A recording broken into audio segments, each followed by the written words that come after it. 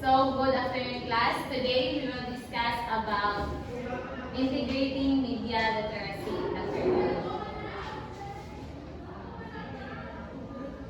So, what is integrating media literacy in the curriculum for you, Ms. Dumanglas?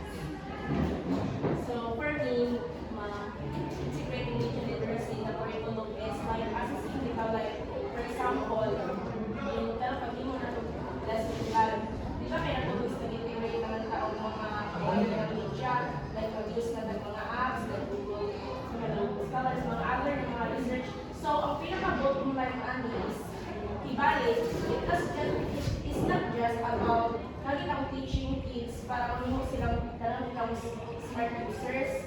Dapat dili na kayo ingon nga technology users ka. But of course, di ba kailangan may mga nahitabo pa rin sa ato ang environment. So dapat nga, instead of ka na mobili ka bitama, dili ka mobili ka na kanina na siya kinuha. So dapat, i-search na nato. Kung if you believe it, you just try to search for that in order for you to have some accurate and reliable information. So, thank you, Ms. Dumanglas. So, tama no, na ang media side is now part of the curriculum. Kaya di ba ma-integrate naman, bisan sa kita gani as future educators, di ba gina-integrate na nato when it comes na mag-imutag mag-lesson planning ta, mag-imutag ato ang mga presentation. So, ma-integrate na nato sila sa ato ang klase. But however, ang kanitong integrating media curriculum is naagihapoy ka na ang challenges nga ma-encounter. Which is, ang first is, ang dili man tanan baya is na-graduate ka na ang mga equipment or na mga resources, dili baya tanan is maka-afford dili ka ang sa technology kay kwan siya mahal baya. Then, ang teacher side is dili ka jud pud as in confident when it comes to teaching sa media kay di ba they are na ang dili ba yun na ang mga teacher is nagikan sila na born sila na naanagid ang technology di ba ga-learn gihapon sila sa mga bako nga mga ni-abrupt na mga ni-abrupt na mga digital tools. Then, sometimes it can be seen as less important kay kanang ang mga traditional teacher kay they don't like baya kanang mga they don't like baya na mag-rely kita more on sa technology kay para sa ilaha is mawaya na ang totally good nga learning kay napod rin na hinuan na nga siya nga ang estudyante ko no is mas bright pa ko nung hinuha ang online, ang kanaang ilahang magamit sila og di ba kay mostly gagamit sa GPT nga na. So dili na mo function ang auto ka ang paganahon na lang is ang AI. Then schools also integrate media literacy in class. Kay di ba kabantay mo bisan sa kindergarten gani na ana ang media, di ba ilahan na gina-integrate sa curriculum sa DepEd is nasagid ang media literacy kay sa wibak sa senior high is naanay MIL na subject. So, kung padaan ka nga napaka sa DepEd na mag-eskwela is literate na gadto ka when it comes to media kay ginatudlot naman specific nga subject kay ilahan naman gibutang sa ilahang sa DepEd curriculum ang media literacy. Then, media literacy is not just an extra topic, but it should be meaningful sa siya nga na ay media literacy. Then, media literacy it should be part of our daily lessons. Kaya di ba ginagamit na to siya when it comes sa presentation, sa maghimo kita ng mga DLP, and then kana po ato ang mga learning materials na ginagamit. Then, the goal of this curriculum is help students become media literate. Kay para po ang mga estudyante is kabalo sila kung unsa ang right and wrong way of when it comes of using media. Then next is the 6 ways to integrate media literacy in the classroom. According to Kang Lin 2018, these 6 strategies help students not only understand media but also evaluate, analyze, and create it responsibly. Kaya di ba, dapat yung it comes to media, kung illiterate ka, is yung kanang knowledgeable ka kung saan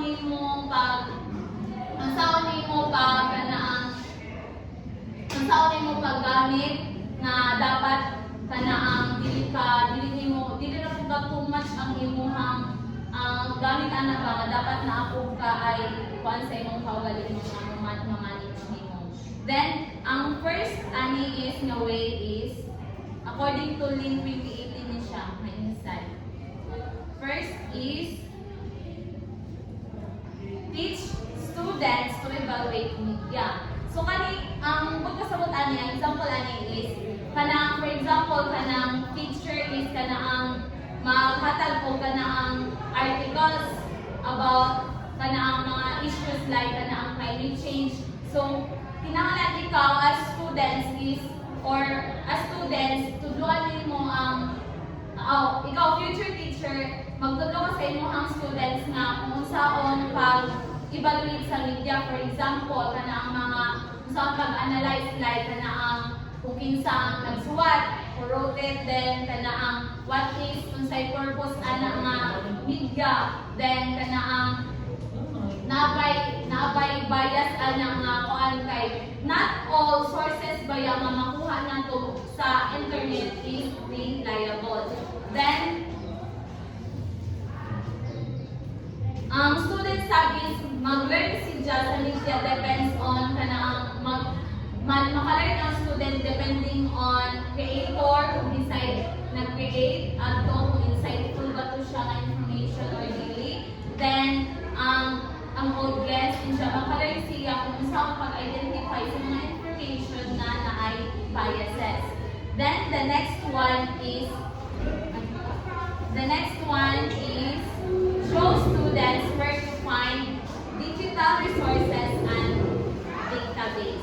So for you, Miss Solis, what did you understand on this second way? Show students where to find the resources available. Of course, dito na ako like, hanap ko kami, for example, is kanang mag-research na, for example, karoon na, din na to hanap ko mga articles. Of course, din na to reliable na, or very fast na, din na magkabalik sa mga atong gagawin sa Thank you. So tama no, kay kanang during sa kanang natay di ba natay research na karon, ang teacher gyud is as future teacher dapat i-guide nato ang atong students kung unsaon paggamit like di ba kasagaran reliable mga sources is Google Scholar, online library database, di ba na siya sa online, ma-search na nimo sa Google, ma-search na nimo sa Google. Then student side is dapat i-compare random i-compare nimo ang kanang mga random websites bitaw kung unsaon kung reliable ba siya. For example, kanina website insight nila diri is di ba lahi yung mga POV kasagaran article dito sa research. Then mo na nga i-guide as future educators na dapat i-guide nato ato ang mga students na kung unsaon pag gamit nga safe and trustworthy and reliable ang sources nga magagamiton sa imuhang students. Then the third one is compare or contrast various media sources. So, what is compare and contrast various media sources for you, Ms. Rulin? So, for me, para makasure ka reliable ang source na ikong nakuha, dapat din i-compare at contrast. Para po, dapat dito ka choices para yun, effective yan siya nga ikong magamit for your, para sa imong na specific na source na asa din mo siya. Oh, thank you. So, tama no, kay di ba for example sad ka na ang ikaw students or ikaw estudyante ka, then magpwede ka magpasa ka o ka na ang mga news na gikan sa Facebook, gikan sa newspaper, website, kana, di ba, magbasa na, kung may gabasaan na ron, mga siguro, kasi na lang. Then, sa TV news reports, then, i-compare mo, di ba, na mga information dito na imong makuha, mga news, i-compare mo ang difference sa mga difference nila ng information, kay lahi-lahi yun ang mga insights na nakabutang sa kada information kung reliable ba siya or dili. Then, ang presentation style sad kay, di ba, lahi-lahi kay lahi ang sa Facebook, lahi ang sa newspaper website, then lahi sad ang sa TV news report na presentation style. Then, kani si Jais makatabang sa din sila sa mga estudyante to be able to understand that media content varies across sources. Then the fourth way is discuss how the media edits and alters. So kani si nga way is for example ang picture is mag-show sila ng original picture. Then naapoy ka na ang edited nga mga kanabitang photo, di ba na yung mga edited na photo na Photoshop na ang mga version sa mga photo ka, di ba na yung mga option na pwede ka dito maka-Photoshop sa imong picture, then pwede po ka dito magpa-filter, kapilteran nimo. Then kanya is i-discuss kibali sa students kung unsa ang changes kay di ba when it comes sa ingana is dako gyud ang difference sa Photoshop na nga picture unlike sa original na picture. And dili pod is ikaw mo nimo sa imong estudyante kung unsa ang apektuan ni sa perception sa makakita sa difference sa original sa Photoshop na picture. Mao ni ang discuss how media edits and others kay di ba lahi ra gyud kung ang media na imong palihupon kung magamit kung imong ikuan picture for example kani katong picture pinakauna nga animated na siya, ako natupod ko siya tagpa generate sa AI na ako siyang gipa-turn into anime. Ang original nga picture ako siyang gipa-turn into animated nga picture. Then the fifth one is examine the truth in advertisement. So kani siya is ang example ani is kanang bitaw mga commercial, di ba kakuan man ang mga advertisement sa kanang TV nga like ang imuhang di ba for example ang kanang sa Monday kanang sa mga product for example sa shampoo nga makakuan daw siya kanang sa sunset di ba makataas punong og buhok tinuod ba kaha examine nimo nga tinuod ba ka na kana nga shampoo is makataas gud na siya og buhok or kana ang ikuha ra nila nga model para mag-advertise ana taas na sa daang buhok. Then ang kanisad is kana ang naapod ba when it comes sa advertisement is naapod ba ka ng mga promises bitaw nga kaning for example sa sunset is nagi promise nga ilahang ginaingon nga if user ka na nga shampoo is kanang mo shiny gud ang imong buhok. Then ang kanasad nga mga advertisement or promotional nila nga mga kuan sa ilahang product is kana ang himong sa nila nga realistic nila kay magkuha sila mga model nga mo fit ana nga product para mo advertise. Then diriha is diriha sa number 5 is maka-learn ang students kung unsaon nimo pag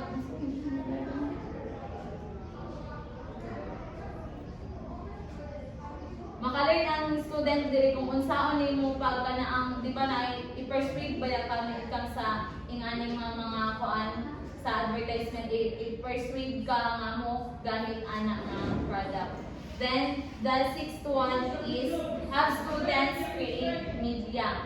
So kani ang have students create media is mao na ning ma-experience kanina to ana kitong pa-edit dito tao video kana di ba magamit ta ana og mga digital tools ta nga gamiton ana para maka-create kita og video nga mas nicer, then makahimo sa tao poster sa kuan maka-generate pud ta poster o makahimo pud ta poster sa Canva. Then kana for example kana ang maghimo sa o kana bitang social media campaign ka experience mo anang ipa-post bitaw sa Facebook nga imuhang poster like na experience mo na nato way back sa first year nga katong diba himo tag poster din ato advocacy adto na time na ipag himo kita poster as slogan na diba post sa Facebook sa ato ataynan.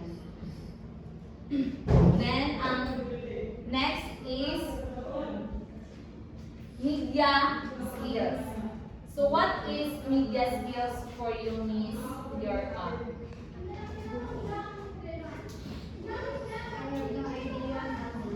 Okay, call a friend.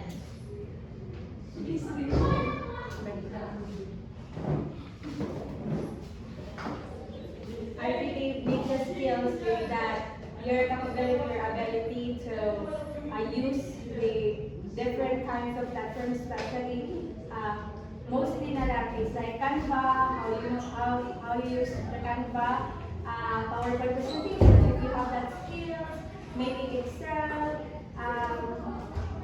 any other forms like trading, when it talks about e-business, sa paman, how to become a literate in social media platforms, in Facebook, in posting na may different kung sa mga oras ka kailangan mag-post para more galing ang engagement, especially sa YouTube and many more. So thank you no. So dapat gadjud nga as students is maka-learn ta kung unsaon nato pag-analyze ang media sa atong adlaw-adlaw nga life kay for example kung gihatag registration nga dapat na kay time ba nga kanina time is daghan ang engagement sa imuhang kung mag-post ka kani feel ko ay nabatay na ko no mostly kay mas daghan ang engagement or daghan ang reactors kung gabi ka mag-post kay mostly ang mga people ana is na sa ilahang mga cellphones. Ganit. Cellphone. Then there are skills according to Hobbs and Frost 2003. As are the skills that students are able to when analyzing the media and evaluating also and even creating their own media content. Kung unsay dapat muhang mga skills na i-possess. First skills is reflect on and analyze their own consumption or habits. So kani is kanang reflect on and analyze their own media consumption habits is ani is ang example ani is kanang ang estudyante kibali estudyante ka din isa na ka imong ilag kanang paano nimo ang for example kung sa isang adlaw pila ka oras dapat cellphone mag-reflect ka sa imong kawalingon ba kung pila na ka-oras na gamit sa imong cellphone kung sad ka na ang kung unsay nga mga content or nga imong ginapangita kung gagamit ka og cellphone insightful ba nga mga kuan or mangita ra ka og movie diri mahibaw-an kung kanang mag-log na bitaw ka activity log ka sa ani kung mag-reflect o i-analyze nimo kung unsaon nimo kung unsa nakakadugay magamit og imong social media. Diri is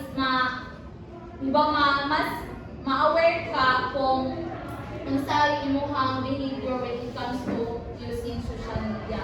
So diri is gi-emphasize ni Hobbes and Frost na analyzing one's own media use as part of media literacy. Kung saan nimo pag-analyze ang imong media, kung imong everyday media consumption.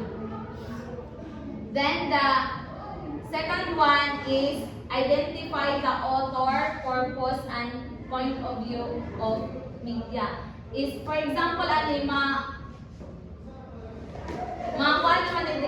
identify the author, purpose, and point of view of media is, ang example is kanang kabantay mo atong gipa-analyze pud ni ma'am og news article, and kaniya is gipakuanta kung kinsa ang author adto, kinsa ang unsay purpose adto nga article, kuan ba informative ba to nga article or persuasive ba to siya nga article, then unsay POV adto nga article. So mao ni ang ikaduha, identify the author and purpose, point of view in media. So kaniya is makabuild ni siya og understanding on how messages are constructed. Kay imuha kang lantawon kung kung imo gadto i-identify ang author, ang purpose adto, imuhang lantawon kung kinsa jud is diha pud mo identify if reliable ba ang sources or dili. So diri ang kanina pa maagi ma-train ka ani kung unsaon nimo pag-identify sa purpose, sa audience, and viewpoint ani nga media messages. Then the third one is interpret the meaning of messages in media such as television news, newspaper, editorials, and advertising. So kanisad na mga techniques is ang mag-influence po di siya o mga tao. Then, why do influencers make products look so good for you signal?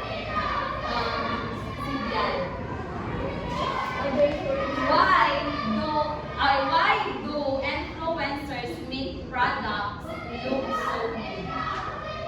Ay, una-una ay Mas maganda. ang ginagawa dito silang buong ipaamo sa mga viewers or users or mga tao makain na kanis sa kayo. Ay, pagod sa ikumpara kung sa normal na mga tao nga dili pa bitaw ingon nga content creator ganyan tawag sa ila. So sila pod musabay pod sa unsay mga trends kung asa bitaw kung sa asa nila mag-pitch ang tao ba makuha nila asa dapat i-pinpoint ang sa needs sa tao. So dali sila makatuo o makakuan sila sa mga products ang ginapromote sa mga influencers. And then ang isa po is ang influencers po kay daghan po capabilities like si Joseph Sabelius sa gasolina. Wala sila nagkuan sa ang point of view is wala sila mag-kuan sa trends pero nagsulti siya sa iyang content kung saan mahal o kung saan tinukod. Dili ra ko kung kanang influencers siya mga nakuha na siya. So ingana. So thank you, Miss Silvia. So ingana na para sa idea ni Miss Silvia na for that sa kato nga example is na interpret niya kung unsa gyud ang meaning adto nga kuan kung saan sa mga influencer na mahimong look so good ang product. So kani nga media literacy is ma-improve yun ang imuhang ability kung saan nimo pag-identify sa main messages at nga media. Then the fourth one is identify techniques used to influence people. So kaning identify techniques used to influence people is kanaang as students is tabangan ka kung saan nimo pag-analyze ang commercial and saan mo nimo pag-identify such as kanaang di ba kanaang ang music na ilahang ginagamit, di ba? Imuhang makuan diha adaan sa music pa lang. Then sa mga angle sa camera, di ba? Napuin ana. Then ang ilahang editing style kay di ba kanaang para ma-influence yun ang tao. For example, kanaang sa salida gani, di ba, kung kung horror or fantasy lahi ra baya gyud ang kanaang music nga gamiton. Then kani sad is tabangan kani nga skills para sa saan mo pag-understand, kung saan pwede mo pag-influence, kung saan mo pag-catch ba sa emotions and opinions adto nga mga tao, kung saan mo pag-persuade na mo to sila nga kanaa is imong ipakita is kung yun siya horror yun di ba usay pud kay mo to makakapaan ka nga tinuod ba gid makita mo ba ni or dili di ba na. Then diri asad is sa students sad is maka-learn sad ang students ani kung unsaon pag-recognize ang mga techniques nga ginagamit, then unsaon pod para pod ang mga audience kung unsa ilang response adto dapat nga gusto nimo makuha. Then number 5 is recognize stereotypes and bias. So for you, Mr. Shano, what is recognize stereotypes and bias? Sa media literate, you need to recognize stereotypes and bias. So kung masagot, kung naka sa social media or sa media literate, dapat ma-recognize yung mga biases sa mga, for example, sa articles, mga posts, yun sa mga sa news. Yan ang stereotypes is magmakuhan mo sila ba? Dili makita niyo mo, ma-recognize na kaning negative niya ang effect ay sa person. Then ang imong istorya din na katong mga techniques kay to influence, so diha mosulod ko ang recognize stereotypes and bias. So sa media literate, kana nga mga negative effects or para sa usa ka person dapat kaya mo recognize para dili ka para ang iyang effect ang imong choice is sakto. Tama si Mr. Shano kay kanami kang tanan nga nasa social media is dili tanan is fair pod o balance kay di ba naagadoy ka na ang naagadoy mga biases nga mahitabo. So for you for us as future educators di ba dapat is kabalo ta mo recognize kung kaninga information, kaninga article, bias ba ni siya or dili. Then, kanisad is, para po, ma-examine din mo nga dapat dili ka makamislead dito ng mga information nga maliday na siya nga information nga imuhang nakuha. Then, kanisad, it helps to critically evaluate media portrayal of reality kung unsa gyud dapat ang sakto. Then it includes also the identifying patterns and stereotypes and omissions.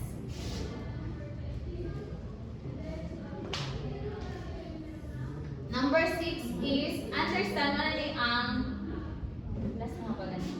last na mabagani na skills.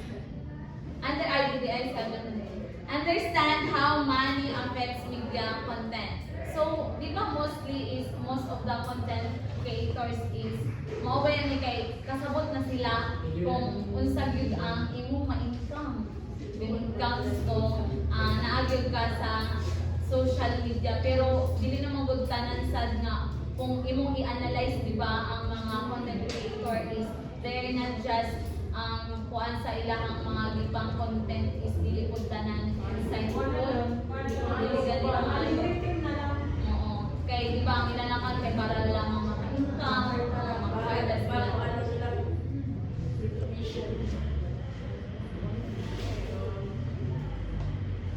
Then diri asad is di ba dapat is kana ang diri pod is dapat i-express nila kung saan dapat na ay kana ang dapat ba mga content dapat is kana ang mga campaign, mga advocacy para pod ba insightful sila sa mga bago nga mga sa mga generation, bago nga mga generations. This diri asad is kana ang di ba naapoy sa media contents is di ba naapoy kana ang makakwarta po ka when it comes sa kana di ba na mga sponsored na mga kuan naapoy ka ng mga paid na mga promotions. Kabantay kay ko ano kay naapod na sa TikTok. Ka mga if ever ikaw users ka di ba sige ka kuan na kay ilaha kang kuanon nga ang ilahang nga para i-promote nimo ang ilahang product.